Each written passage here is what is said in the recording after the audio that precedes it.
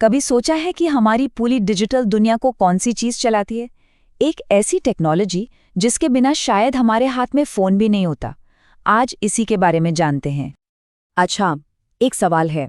हमारा smartphone, laptop और वो डिजिटल कैमरा, इन सब में ऐसी कौन सी एक चीज़ है जो कॉमन है? जवाब शायद थोड़ा चौंकाने वाला हो।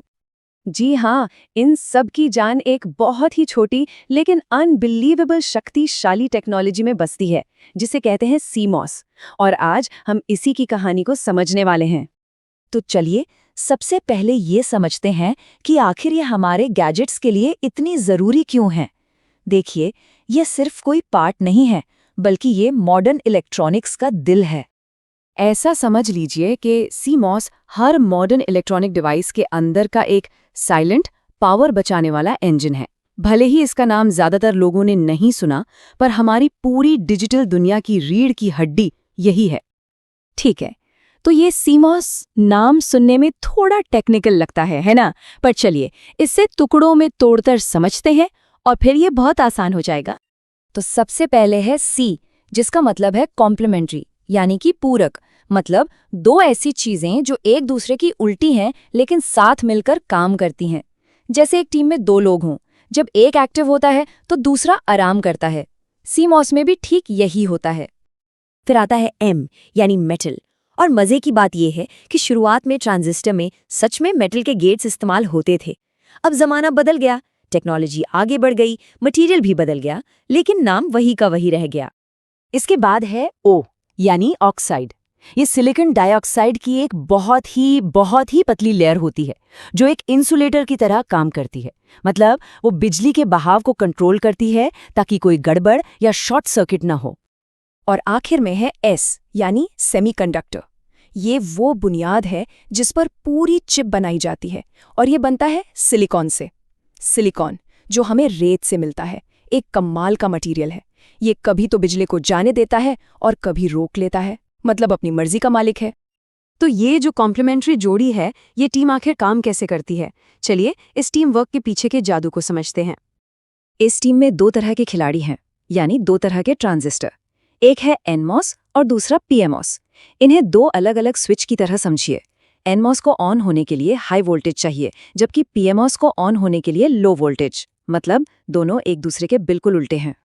तो होता यह है कि जैसे ही कोई सिग्नल आता है, इन दोनों में से एक ट्रांजिस्टर ऑन हो जाता है, मतलब बिजली के लिए दरवाजा खोल देता है। और ठीक उसी पल उसका जोड़ीदार ट्रांजिस्टर ऑफ हो जाता है, यानी दरवाजा बंद कर देता है। ये कुछ ऐसा है जैसे दो लाइट के स्विच आपस में जुड़े हों, एक को ऑन करो तो दूसरा अपने आप ऑफ हो जाता है। और इसी कमाल के टीम वर्क की वजह से सीमॉस को मिलती है अपनी सबसे बड़ी सुपर पावर, बहुत ही कम बिजली की खपत। इस चार्ट को देखिए, सारी कहानी अपने आप समझ आ जाएगी। जब कोई डिवाइस स्टैंड बाय मोड पर होता है, मतलब बस रखा हुआ होता है, तो पुरानी टेक्नोलॉजीज खूब सारी बिजली खाती रहती हैं। लेकिन दूसरी तरफ सीमॉस वो लगभग ना के बराबर बिजली इस्तेमाल करता है। ये जमीन आसमान का फर्क है। और यही इसकी सबसे जरूरी बात है।